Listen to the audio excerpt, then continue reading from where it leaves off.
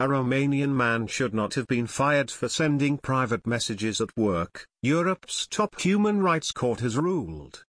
Bogdan Mihai Barbulescu was sacked for sending the messages via the Yahoo messaging system in 2007. His employer had used surveillance software to monitor his computer activity. A Romanian court ruled in 2016 that the firm was within its rights, but this has now been overturned. Some of the communications he had sent were intimate in nature and were sent to his brother and his fiancée, the court heard. However, his right to privacy had not been adequately protected. The apex body of the European Court of Human Rights, ECHR, has now ruled. The ECHR also said it was not clear whether Mr. Barbulescu had been warned that his communications would be monitored, and that the original court had not established specifically why the monitoring had taken place. As it is the highest court, there can be no further appeal. Although it was questionable whether Mr. Barbulescu could have had a reasonable expectation of privacy in view of his employer's restrictive regulations on Internet use, of which he had been informed. An employer's instructions could not reduce private social life in the workplace to zero, said the court in its decision.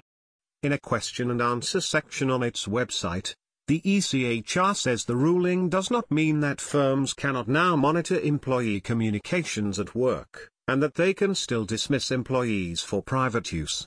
However, the court considers that states should ensure that, when an employer takes measures to monitor employees' communications, these measures are accompanied by adequate and sufficient safeguards against abuse, it said.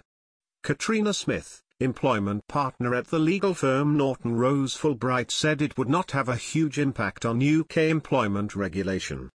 What it will do, for companies who thought they had a bit more leeway than they did, is confirm the fact that they don't, she said. It will hopefully remind employers that they need to think about these issues and be very clear with employees about what is and isn't permissible. Employees also need to be smarter about the way in which they use both personal and work devices.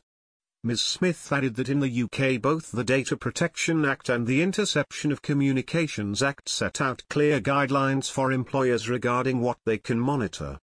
You have to make sure the employee understands that monitoring might happen, and you have to have a good reason for doing so, she said.